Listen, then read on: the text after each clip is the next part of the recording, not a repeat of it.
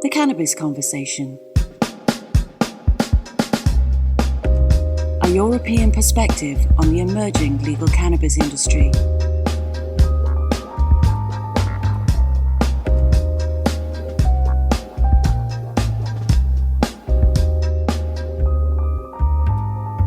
Welcome to the Cannabis Conversation with Anush Desai, where we explore the new legal cannabis industry by speaking to the professionals that are helping to shape it.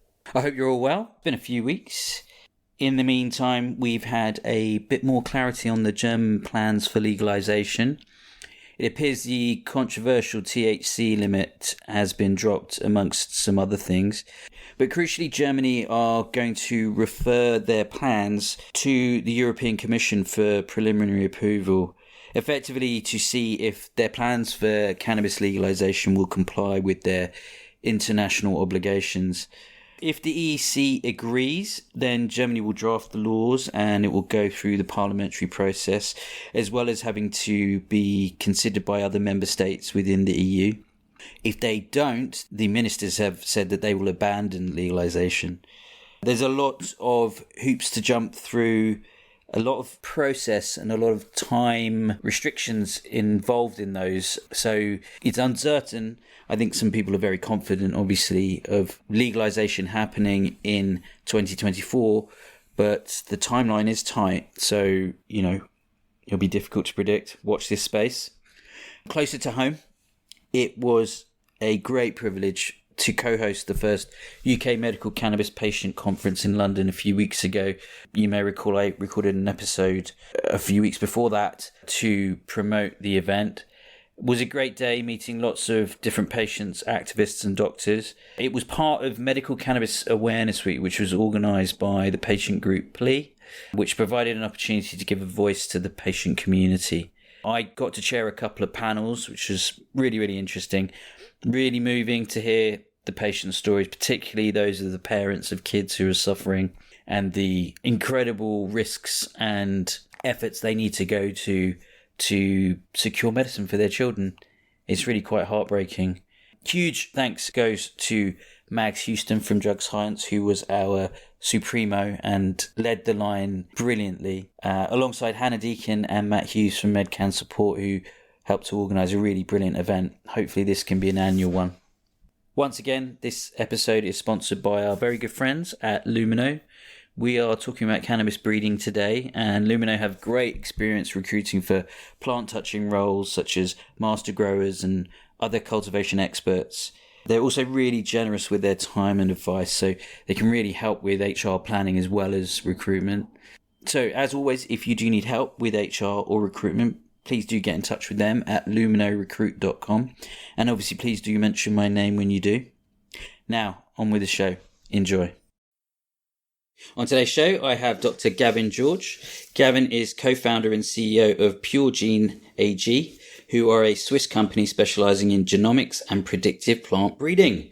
Gavin, welcome. How you doing? Hi, it's great to be here. Yeah, really good. We've been trying to get this on for a while, so I'm very much looking forward to this show. How is life with you at the moment? I wish I could say it was relaxed, but it never is in the cannabis industry. No, quite right. And we've got Christmas nearly upon us, so busy no doubt. But look, we'll get into a bit more about you and what you do in a sec. The first bit is usually your personal story. So, what's your background and what kind of inspired you to get into the cannabis industry? Yeah, I kind of came at the cannabis industry from a different angle, I guess, than most people who are knocking around. I come from academics. I was doing a PhD in South Africa many years ago now. Then I got just a phenomenal offer to come and join one of the premier universities in the world, which is the ETH in Zurich. And there I had an opportunity to work with an incredible professor where we were looking at really kind of all aspects of plant metabolism, but really focusing on the core of the energy system of the plant. So how they take up energy, where they store it, and how they then use it to maximize their growth. And I did this with a bunch of plants, and we developed a number of devices that we used to really pick this whole process apart. And I think some very novel ways, some very old ways that we were repurposing to get to grips with the whole story. And yeah, that was just a great project. But then I was working with now a current colleague of mine, Michael Ruckel. And we really, from the first minute we met each other over a decade ago, we kind of really connected on taking these ideas of what we were doing in academics and really taking them to the field in agriculture. And you might think that this is just really straightforward, there's research being done in premier universities, and then this is directly applied in the field, and we get more productivity in plants in agriculture. But that's just not the case at all. So we put our heads together and we're thinking about how can we really increase this flow of information from labs to breeders and then ultimately the plants. And we came up with a bunch of platforms, technologies, and then really thought hard about how we could improve the kind of data flow rate, so also thinking about the bioinformatics platforms that would be necessary for this transfer of information. And what we came up with was really a genomics program that leverages enormous amounts of data, the bioinformatics to support it, and then the methodologies to really translate this into the agricultural crops. And Gavin, would you mind just explaining what those terms mean, genomics and... Sorry, I can't remember the other one. Bioinformatics. But yeah, so when we're talking about genomics, we're talking about looking really at the DNA of the plants that we're working with. And what you can do in classic molecular biology is you look at very small parts of the DNA that a plant contains. But when you're talking about genomics, you're really looking at this on a massive scale. You're looking at the whole genome. And from this kind of big picture, you break it down into what is this genome doing piece by piece. And that's generally what we're talking about here. So, of course, this is incredible amounts of data that you're working with. A typical plant genome can be about 1 billion letters, right? That's just one genome. Wow. And how many genomes would there be typically? Well, I mean, in a single plant, you're looking at its genome, right? So that's 1 billion letters. Maybe there's 2 or 4 copies of it, but in general, you're talking about a sequence. And in plants that we work with now, cannabis, there are 2 genomes which are almost identical, but they have many, many differences across that genome as you scan through it. That's really where the power comes in, but I'll tell you about that later. So we developed this kind of idea of how we would deploy these technologies, and then we met the Pure Group, which was already running. They were a Swiss production company who were selling low THC flowers onto the Swiss market very successfully. And I thought, great, this is going to be our first client. They're doing very well. It's a very interesting plant. They need breeding. So let's go pitch it to them. And after about 5 minutes of talking to Stephen Sen, who was and still is running the group, it became very clear to me that these were not 2 ideas, but one. Let's deploy these technologies into cannabis and make as much progress as we can, as quickly as we can. And that's how I landed up here. Wow. There's loads there. So the plants that you were studying originally, pre-cannabis, how does cannabis compare? And is one of the kind of allure aspects that it's just so complex and there's loads to play with? That's such a great question, because every other plant that I've worked with, I've worked with sugarcane, I've worked with tobacco, I've worked with potato, I've worked with, a bunch of model crop species. And when you're looking at agricultural crops, in general, you're looking at one plant, one product. And this is, it's most easy to visualize if you're looking at corn, This produces starch. That's it. Nobody cares about anything else that this plant produces in any kind of meaningful way. But cannabis is really incredible. It's got the potential to produce hundreds of different products from the single plant. So it's not just the cannabinoids. It's not just about getting high on THC. There are compounds in there that are going to be pharmacologically relevant and studied for the next 100 years, and before we get to the bottom of everything that this plant can do. But then there's fiber, replacements for things like cotton, replacements for building materials. There are protein sources in cannabis from the seeds. It can be used to produce oils. There's really an incredible depth of products that this plant can produce. But I would say that it doesn't produce any of them hyper efficiently right now, today. So that's one of the challenges that we have. And it hasn't always been like this. 100 years ago, cannabis was one of the more productive crops that we had. It's just that through prohibition, all other crops that were allowed to be worked on have improved by 300 to 500%. Cannabis has seen none of this.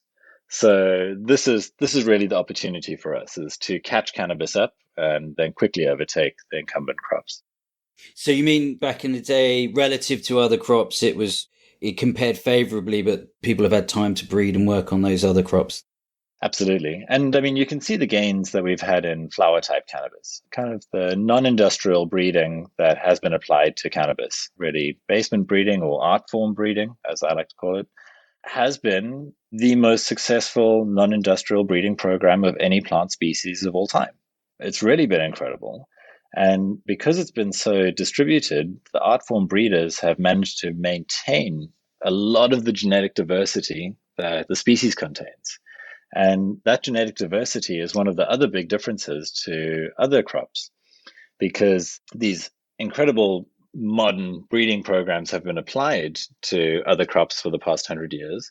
It's come with some very negative effects for breeding and for advancing the breeding of these crops. So in the field, we talk about genetic bottlenecking. And this is where you've lost a lot of the diversity from the plants as you've accumulated all of the good traits to make them more productive. But this gets you to a point where it's difficult to take these plants further in terms of their productivity in a very easy way anymore. So the more diversity you have, the more gains you can make in a shorter amount of time. But that diversity also comes with all of the negative traits that you want to get rid of. So it's really a case of being able to leverage that diversity in a positive way that will give you very big gains as you move forward in a breeding program. Maybe I can give you an analogy, one that I like.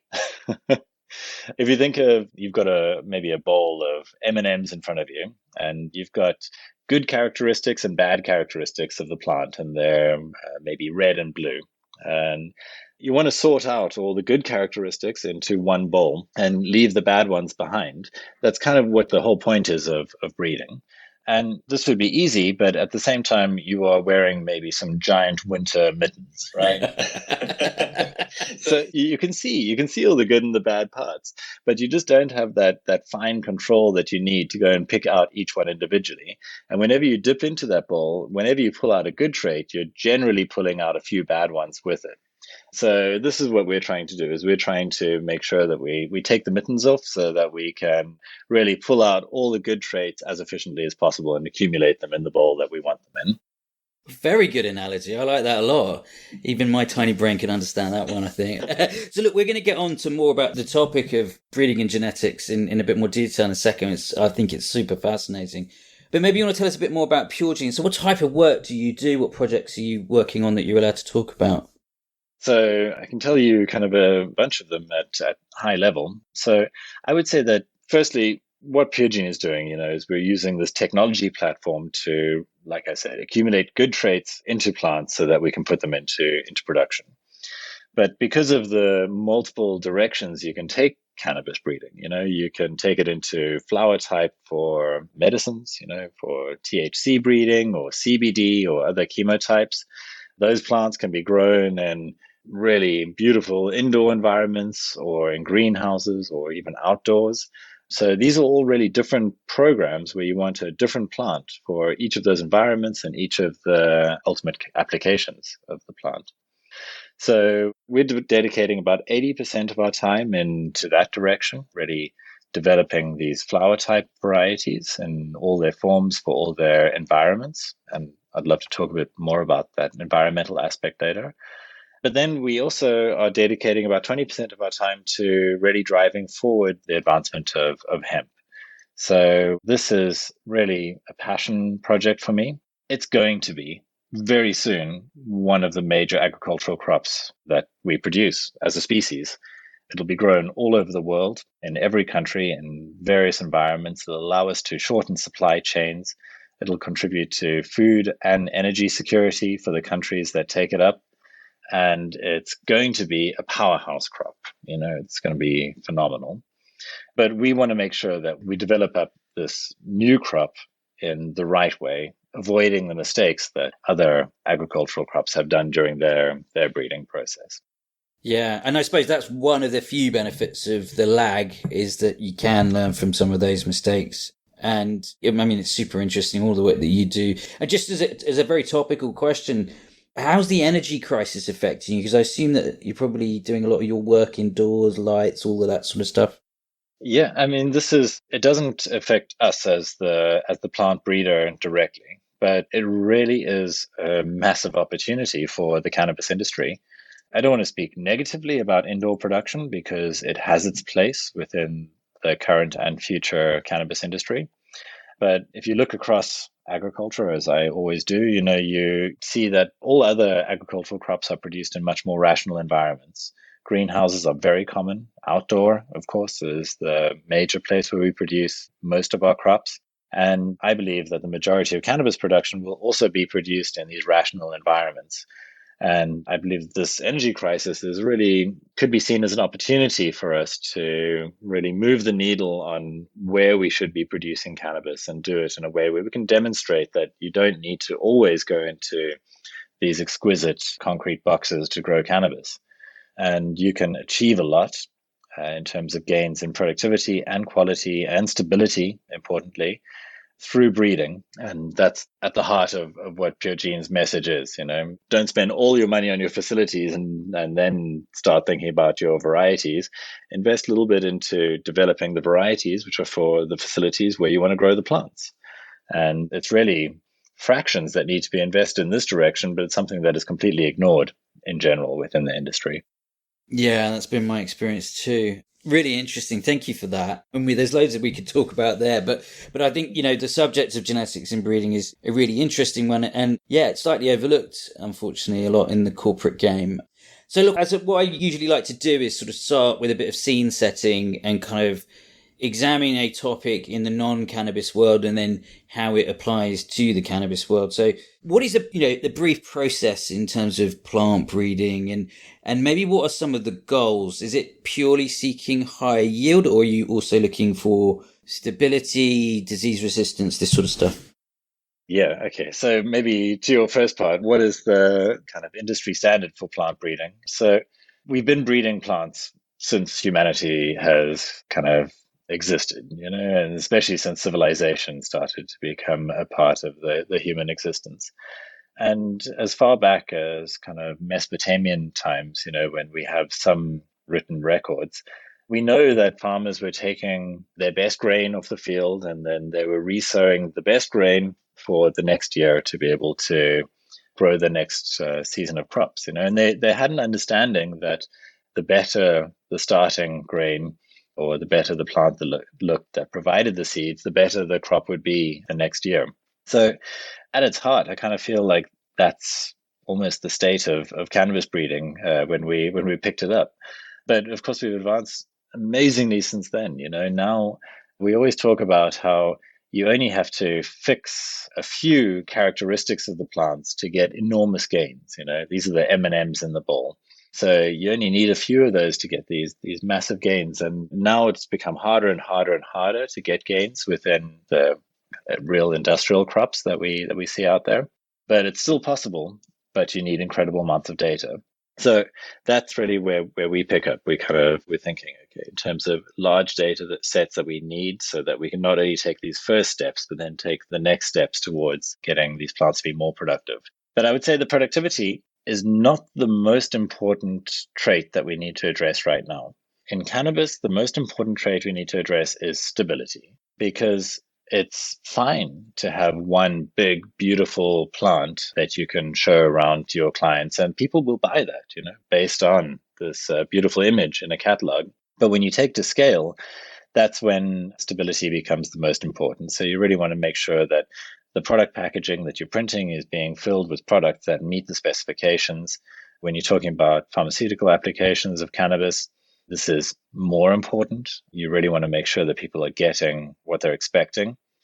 And if you're a producer, you can, in general, hit these targets, but you'll hit them by throwing away 80 to 90% of the material you produce. And that's why it makes it so incredibly expensive to produce this plant. And these are not numbers that I'm kind of pulling out of my head. In Canada, since they legalized, so the past 4 or 5 years, 80% of their material has been thrown away and only 20% has reached store shelves. Is that because of overproduction, though? It's not, because the good material would be certainly taken up by the market, and Canada is not the only market. They could be exported. Overproduction is a byproduct of poor quality material that's produced. So if you have reliable, stable, high quality material, you can rationalize your production to meet the demand. So for me, that's important. And then everything else that you mentioned is absolutely critical. Disease resistance. This will save the industry millions per facility per year. Rootability, of clones. If you're doing clonal production, the ratio of flowers to leaves, so that you don't have to invest so much into processing of the plants. There's incredible amounts of work that we can do on the agronomy of the plant. What is the right density of planting for the variety that you're putting into production? And all of these things, and the list can go on forever, all of these things are really at their heart genetically controlled by the plant. Yeah, fascinating. There's loads there. So we've kind of focused on the starting material, the seeds, if you like. But you also mentioned environment. Is that epigenetics, if I'm correct in saying?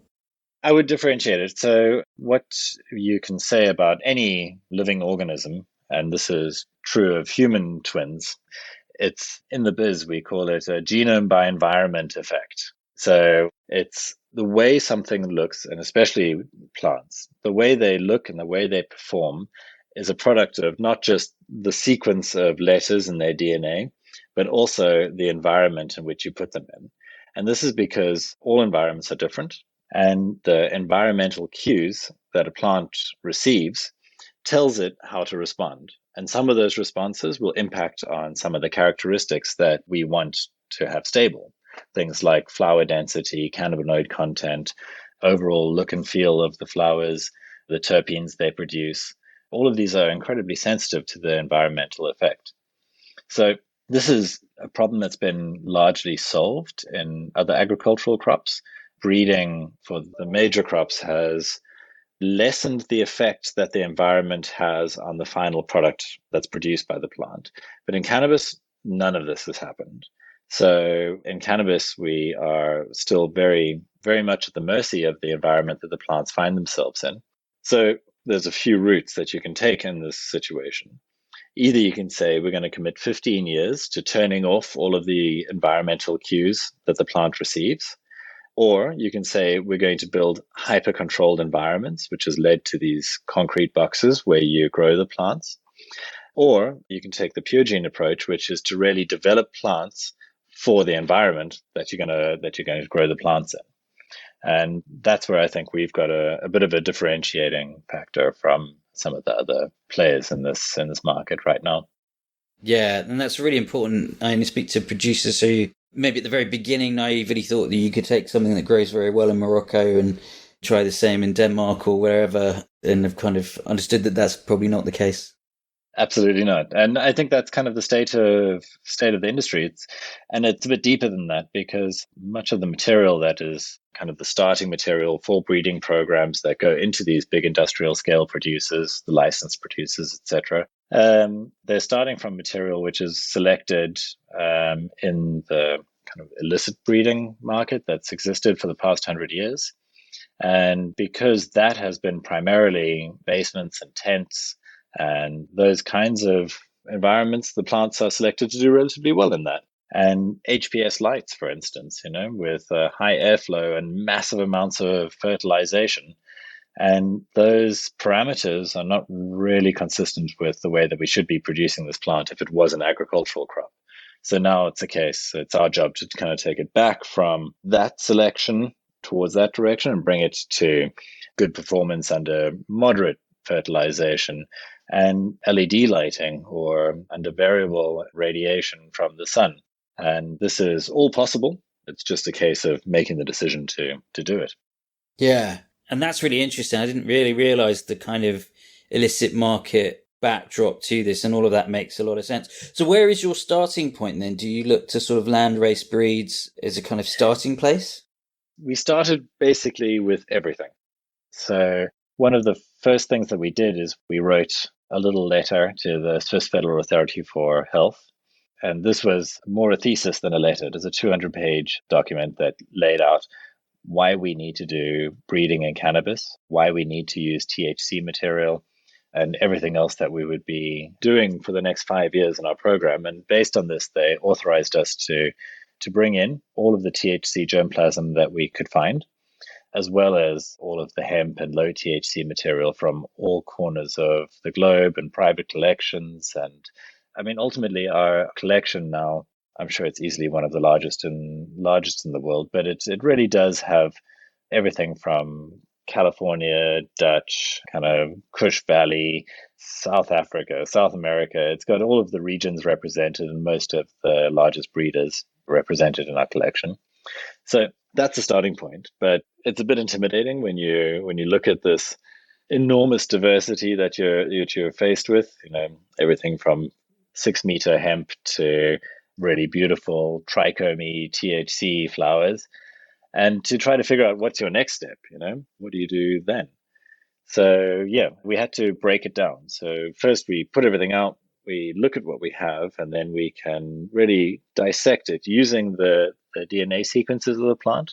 We can tell how closely related is this plant to this plant, how closely related is this one to this one, and then you can draw a tree of all of this. And from that point, you can figure out kind of within our collection of thousands of varieties, which ones are best representative of the diversity that exists in cannabis, and then take that material forward in our breeding program where we really understand what we're working with and we know that we have pretty much everything in the species represented. Right. Wow. God, that seems like, potentially infinite, right? The number of variables and possibilities. And you mentioned data, huge amounts of data. It feels like there's, tech must come into this in a significant way. What role is that playing in the work that you're doing? Yeah, that's another great question, because I mean, really, that's what we do. I don't like to think of us as a cannabis breeder. I really like to think of us as more of a agricultural technology platform. And then we're applying these technologies to cannabis. So let me just take one step back. So to talk about the DNA and the genomics that we do, this is the heart of our program.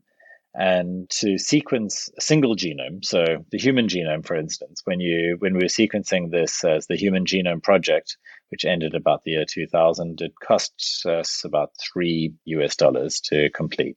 Now, kind of the cost of DNA sequencing has come down. We've developed technology so we can look at whole genomes, but in a very efficient way. And from 3 billion to look at an entire genome in that project in the year 2000, now we've brought the cost down to about $15 to look at an entire genome. And we use this technology now. So instead of doing one genome taking 10 years to put together, we sequence 400 genomes in a single run. We look at 5,500 positions on every single genome that we resequence in that run. And this gives us all of the information that we need to work with. So that's per day. Of course, we don't do this every day. So now you get kind of an idea of just the massive amounts of genomics data, DNA-based data that we generate. But then that's only one piece of the puzzle. So another kind of favorite analogy of mine is if you're looking at genome sequences, a genome is a bit like a book. And what we've developed is this pangenomic reference sequence. So this is 75 lines that we've fully sequenced, and then tens of thousands of lines that we have sequenced in the way I just described. So that would be like our encyclopedia to the book, but it's still in a language that you can't read. So you can glean some information by flipping through the pages and looking at the pictures maybe, but you won't really have a full understanding of that until you marry it with another data set, so you got to learn the language. And that's the other part of our program. So we generate just incredible amounts of physical data from every single plant. We look at hundreds of data points that we capture on each plant in these big phenotyping stations, so characterization stations, where we take dozens of photographs, and then we use machine learning to extract all the individual characteristics out of these photographs so we can map them to the plant and then map them to the genome. And that's what our program uses for discovery. Then on the kind of next phase, now we've got these massive data sets. We know where each characteristic maps to the genome. So we can say, blue eyes in humans would be in position 1,873,256. And we can say that now we know the position of this characteristic. Let's bring it forward into a new variety.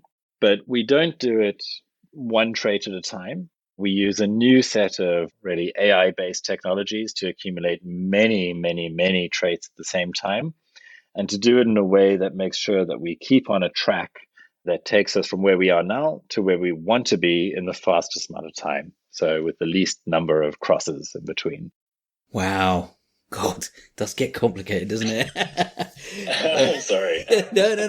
It's good because my mind is sort of exploding with questions, but I'm kind of trying to take this back a bit. So, yeah, I think, certainly when I got into this space under the naive belief that, the plant, and I'm going to reduce it to three main areas, but, the flowers, the seeds and the stalks, I thought, maybe you could get out of one plant, you could get a yield of each. But I think the reality is you have to pick one, assume, and kind of go for that. Is there an element of being able to get a bit of a secondary yield of some of the other two qualities? The short answer is yes, you can always get secondary products out of one plant. But the longer answer is that if you want to do any one of those three products at industrial scale, you really want a variety that is tuned to produce that product. And this is partly because, in general, plants will dedicate energy in one direction or another. And that's the kind of just one point. But really, it's because we're competing against these other industrial crops, which are all designed for one product and one product only. So if you really want to get to the economies of scale and the efficiencies and the cost of production that you would need to compete with the other crops, you want crops dedicated for a single product. And that's not to say that there won't be a thriving market for utilizing kind of the leftovers of a flower type cannabis plant in other areas. But at scale, I believe we're going to have a whole list of varieties which are just for producing fibers. Some of these fibers will go into textiles and others will go into nanotechnology. And that's really the way that it's going at the moment and the future that we're driving towards. Yeah, and that makes complete sense. I think we talked about it when I saw you in Zurich. How much kind of headroom do you think there is, if that's a good phrase to use? So, I mean, you mentioned 15 years before it might take, but I think wheat is often the example that people use when they compare to the size and shape of wheat 100 years ago and today. Can you make a similar comparison on what your future predictions are around? Absolutely. I mean, I think wheat is a good example because we've seen such enormous gains. Even 100 years ago, it was already pretty productive. But it really doesn't matter which crop you look at. It could be soy, it could be wheat. And they've all seen 300 to 500 or more % gains in kind of yield per acre. And this is easily achievable by cannabis, except that it won't be 15 years. We have the advantage that we can look back at all of the work that's been done in all of the other crops, and we can use that as a bit of a cheat sheet. We know what works. We can look at the genome, so we know what will work in cannabis, and we can also avoid the mistakes. So I think we're going to get to the point of outperforming crops like soy for protein production. I think we'll have demonstration varieties in the next 4 to 6 years that'll outperform soy, in particular in Europe. Outperforming soy in Brazil will be another challenge, but I think we'll get there too. And this is really what is just so exciting to know that we've got these other crops which are all GMO and really on these incredibly long supply chains. Like most of the soy is grown in Brazil and then has to be shipped around the world to feedlots in the States or over to Europe and is processed perhaps in even third countries, and those products come over to Europe. I love the opportunity that we have with cannabis to be able to do local production, local processing, and then have those materials and foods find their ways onto the store shelves, locally again. And I think that's something that we should be striving for, kind of in agriculture more broadly. Yes, absolutely. The sustainability angle is really critical for all of us now. So this is my inner hippie talking here. How much of this is sort of, playing around with things and bringing things out of balance, if you like, assume that these characteristics, like I think you mentioned leaves and things like that, they're there for a reason. If we seek to minimize all of these things, how much is that distorting? And is there a tipping point? I know what you mean. So what is clear is that plants or organisms in general have this incredible propensity to be bred. So you only have to look at dogs. They're coming from the wolves that used to roam the European continent and what they've become today. And actually, my boss has a little pug, which is really adorable and has more followers than Puregene does on Instagram. But you think how far that is, how distant that is from the original wolf. And I think that through domestication of crops and animals, we will drive them in directions that kind of suit our purposes. And I don't think that's in any way in contrast with maintaining natural diversity that exists out in the wild. So I think that it's important that we do this. It's important for humanity that we take plants forward so that we can extract resources from plants rather than from the ground. I mean, if I'm going to be building something out of carbon, I want it to be carbon from the air and not carbon from an oil well. And I think that's really the point that we should be focusing on, is how do we better optimize society to run on carbon that comes from plants? And this is one of the opportunities. Result in changing the plant? Yes, that's the point. It must become more productive for all of our sake. Yeah, well answered. Thank you. And so as we come towards the end, particular aspects of this, and, we talked a bit about hemp and hemp seed there. What's your general views on this sort of endless pursuit of higher and higher THC? And is there in the plant, I don't know whether you could answer this or not, but is there kind of like a finite capacity for cannabinoids? And if you are increasing the THC component of that, does that come at the expense of other cannabinoids? I assume it's more complex than that. No, I think that you're pretty much spot on. I mean, yes, if you are focusing on production of a single cannabinoid like THC, for instance, in general, you must do this at the expense of other cannabinoids. And this is because there is finite space to produce these molecules. They're mainly produced in the trichomes. And it's a physical limit. Within those trichomes, you're really reaching almost the maximum amount that you can produce with some of the varieties that are out there today. It's not to say that you can't increase it more. There are lots of ways that you could do this, and through breeding. What that upper level is, as a technologist, I'll never tell you an absolute limit that we'll never be able to go past, because you'll always find a way eventually to break through these thresholds. But the bigger question is, what does the market want? Right now, I think that the market is obsessed with THC content because it's one of the few metrics that we have that you can associate to quality of the product. And I think that our understanding of the plant evolves as we understand the constituents, the other metabolites that this plant produces, which also have complementary pharmacological effects. I believe that we'll find other ways of improving the experience reliably that will really start to drive the market. And the other part of this is that most of the users who are in cannabis right now are coming maybe from a background where they have used black market material before, or at least they're enthusiasts. And the major driving force there would be a high THC plant. But as cannabis opens up globally and becomes more legal, and we see more and more medicinal and recreational projects turn to laws and really have fully open markets, I believe that high THC won't be the only thing that the market wants. I think that for me personally, I prefer something a lot more balanced, or even on the lower end of the current THC spectrum. And I think that this is going to be far more common with the majority of the consumer base. And it's about getting reliable, consistent experiences from whatever people want. That is really the job of companies like ours.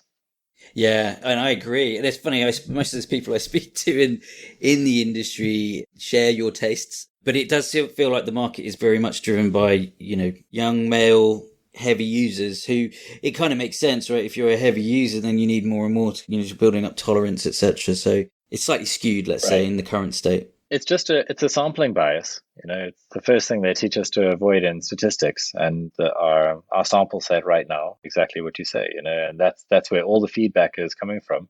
And this is changing. It's changing fast. But I think that super high THC varieties will be important, but not the entirety of the cannabis flower space in the future. Yeah. And just one, thank you. And one final question. How does the work that you do or does it kind of dovetail with medical research into cannabis and its medical qualities? This is one of the most important things that I believe that we're doing, because for recreational cannabis, it doesn't really matter what you put in front of somebody. The recreational user might enjoy a bit of variety, although I think that'll change as well. They don't mind the fashionability. They're accustomed to having one product coming from the same store being entirely different than it was the last week. It's just cannabis. But that doesn't fly in pharmaceutical research or application.